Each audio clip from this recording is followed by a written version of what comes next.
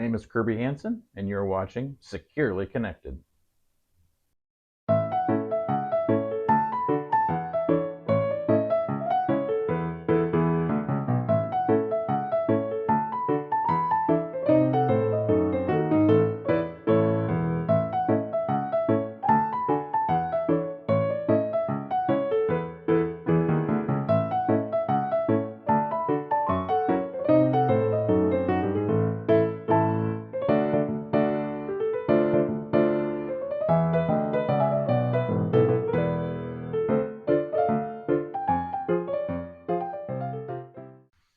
I like to put those small little videos in at the beginning of each of these just to kind of show some of the fun things that we do out here at Secured Connections and Wellness. When kids come out here, therapy with kids is not just sitting and talking. I mean, that's awkward and weird.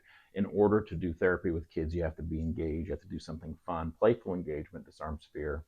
And when you can do something that integrates sensory processing at the same time, we can really get far at times. So working with slime is cool. Kids love the feeling of it. They like to make the stretchy slime. So I've got some great recipes. If you're interested, comment below and I'll share that with you.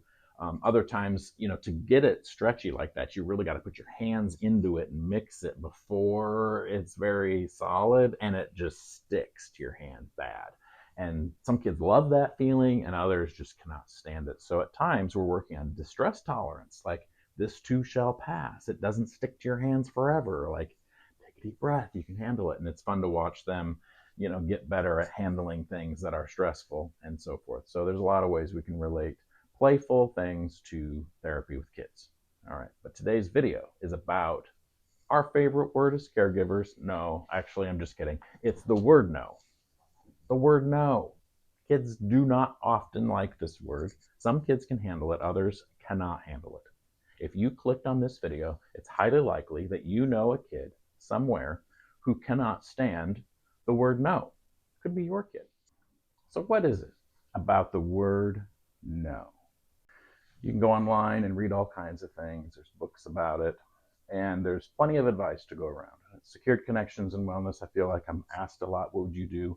How do I handle these situations? And often I need to know a little bit more about the situation. I ask lots of questions so that I can give some really good sound advice. But the bottom line is, when a child hears the word no, their alarm system has gone off. Their fight, flight, and freeze system is engaged. And they're reacting to very primitive safety mechanism that we're all wired with when it doesn't really need to go off. It's like a false alarm has happened. All right, their brain senses danger when they're actually safe. Now, back to the advice you might get around the internet.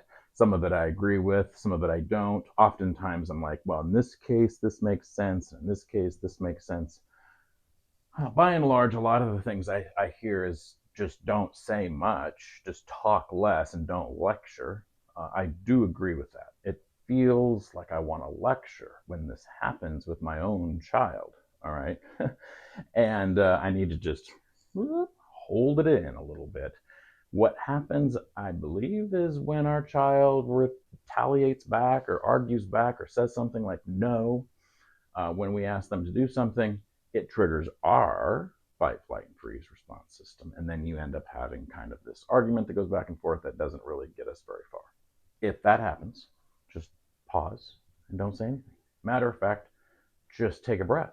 It might be that you need extra oxygen in your frontal cortex so you can think straight. And if your child sees you taking a breath, then they might take a breath. You're role modeling how to manage a stressful situation in the moment while it's happening. What better way to teach them, right?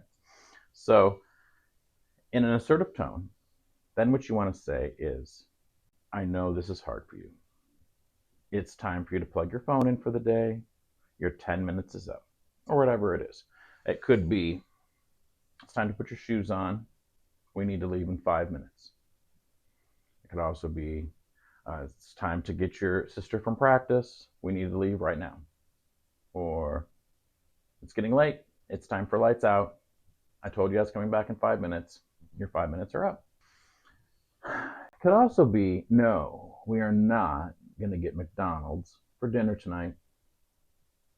And the hard part is, or it's going to be like, no, we're not going to order this from Amazon. The hard part is, what is my tone of voice doing?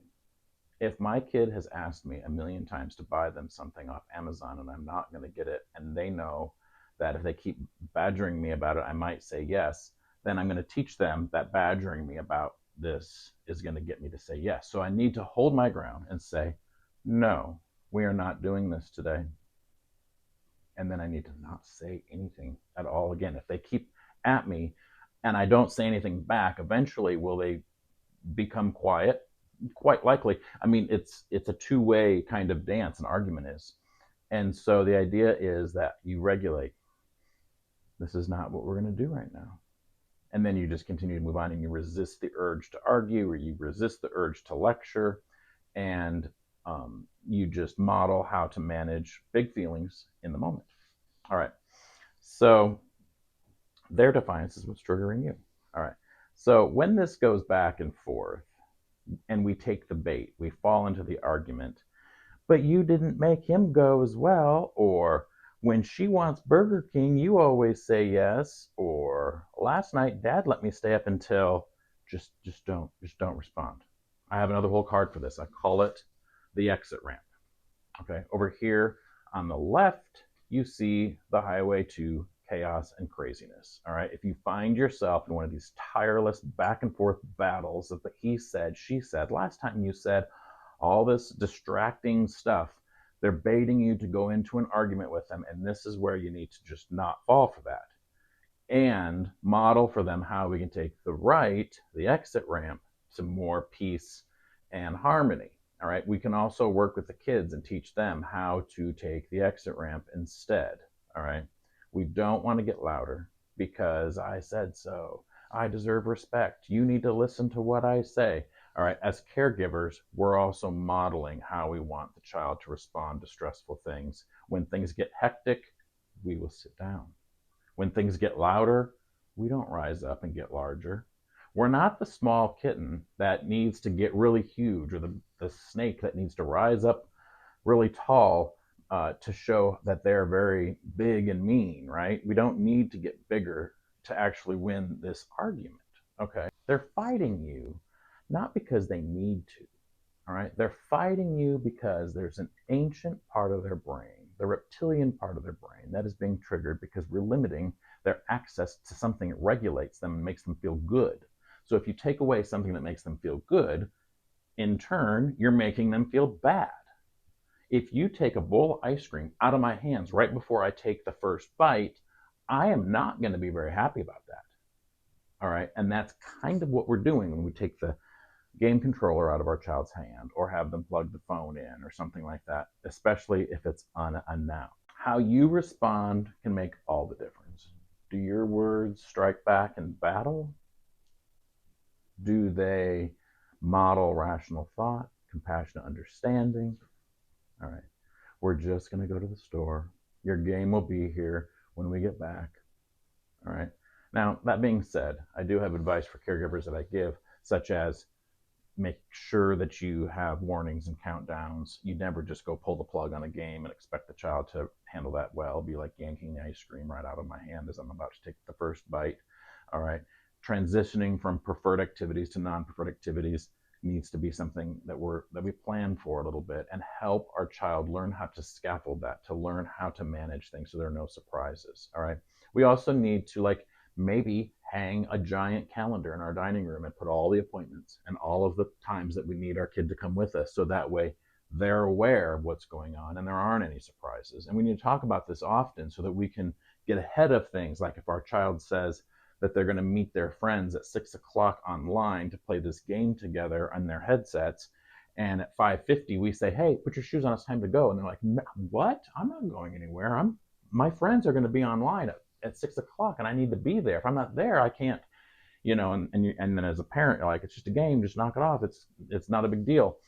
And to them, it feels like it's a huge deal because you're taking away their social gathering that they're going to be getting, in touch with really soon. And so understanding that is also important so we can plan for it. All right. So things are different now than they were 20 or 30 or 50 years ago. Kids aren't just seen and not heard like they maybe used to be. I don't know. In many different places, kids are given a voice that they didn't used to get. And so they're feeling like they need this at home too, which actually isn't a bad thing. We want our kids to advocate for themselves and make sure they're keeping themselves safe in the environment when they're not with us. And so having our kids speak up when they have thoughts and feelings is something we want them to do. But when we hear the word no from them, it doesn't seem to set well with us. And we need them to follow our directions too. So this is about communication. And in order for communication to continue in a way where we have connection, need you to model that for them, not be the warden. All right. You're not the drill sergeant. You're the caregiver. You're the mama elephant who the baby feels safe going to when danger comes around. All right. And so when you are that mama elephant who they feel safe coming to when danger's around, sometimes you get bumped into a little bit by your kid, or maybe worse. All right. That being said, when our own triggers have been, when our own buttons have been pushed, the first thing we need to do is take a deep breath and remember that if we engage in a battle or an argument, then we're going to take this car chase right off the highway to nowhere, and we're going to take the off ramp to regulation rather than taking the off ramp to regulation and connection. So what do? You say nothing. Don't leave. Just sit. You're not going to get taller. You're not going to get louder, but you're going to show them you're not the enemy, not your kid. The most primitive part of their survival brain that felt no as a threat to feeling good and regulated so they can learn from you. You are modeling how to handle disappointments. You say something like this: I know this is hard, but I love you. We need to leave in 5 minutes. Then just leave it right there. See where this goes. Listen, look. You might notice that actually they shut the game off. Now they're putting their shoes on. Oh, I think they're going to come out here. Now, as soon as they come out and you see that pouty look on their face, okay, what are you going to do? Just don't take that bait. Just don't say anything. Definitely don't say, see, now that wasn't so bad, now was it? Or don't say, about time you started following directions. That's all. It's not the right time. All you do is say, all right, thank you, let's go. Something simple. And the primitive survival brain needs a chance to reset. It needs to simmer down. They still could be at an 8 or a 7 on the scale of 1 to 10. And later on, when you know that they're back in a better place, you can say something like, I really appreciate how quickly you got ready to come with me today.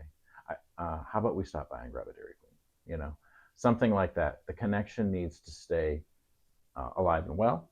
And at this time, we just know that every situation is not going to turn out like roses. It doesn't always work out like we hoped it would. The moral of the story is say less, not more. Argue. Do not engage in the arguments. And if you like this video and have any other suggestions for what I could do in future videos, please like and subscribe and put comments below. If you have questions about this video, put those below and I'll answer them. Remember, connection is the intervention. My name is Kirby Hansen. I'm out here at Secure Connections and Wellness. You're watching Securely Connected, and until next time, we'll see you later.